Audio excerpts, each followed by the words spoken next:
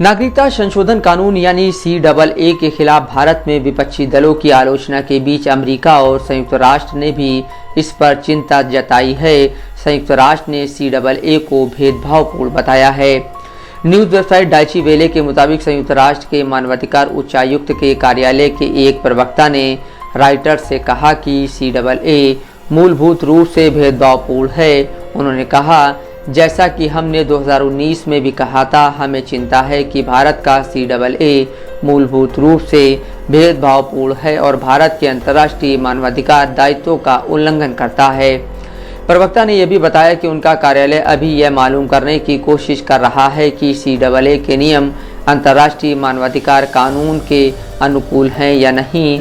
साथ ही अमेरिकी सरकार ने भी इस कानून को लेकर चिंता जाहिर की है। अमेरिकी विदेश मंत्रालय के एक प्रवक्ता ने ईमेल पर रॉयटर्स को बताया, हम 11 मार्च को CAA की अधिसूचना को लेकर चिंतित हैं। इस कानून को कैसे लागू किया जाएगा, हम इसकी करीब से निगरानी कर रहे हैं। प्रवक्ता ने यह भी कहा, धार्मिक आज़ादी का आदर करना और कानून के तहत सभी समुदायों के साथ बराबरी से पेश आना मूलभूत लोकतांत्रिक सिद्धांत है।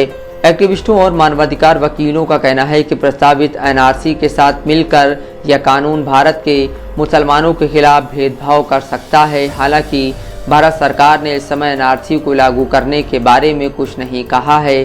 कुछ लोगों को ये चिंता है कि सरकार कुछ सीमावर्ती राज्यों में बिना कागजात के रह रहे मुसलमानों की नागरिकता रद्द कर सकती है। कानून 2019 में ही पारित हो गया था, लेकिन उस समय इसके खिलाफ देश के कई कोनों में इतने प्रदर्शन हुए कि सरकार ने इसे लागू नहीं किया।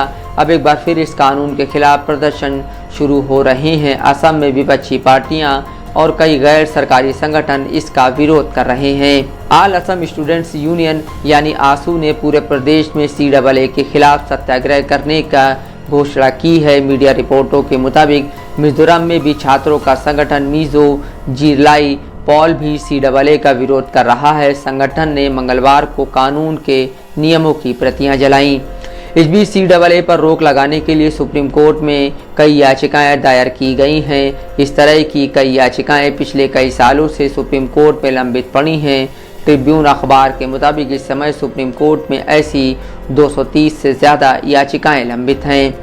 ये याचिकाएं दिसंबर 2019 के बाद दायर की गई थी। जनवरी 2020 में अदालत ने CAA और NPR पर रोक लगाने से इनकार कर दिया था और कहा था कि अंत में 5 जजों की एक पीठ इस मामले में अपना फैसला सुना सकती है। Bureau report, Dastak live news.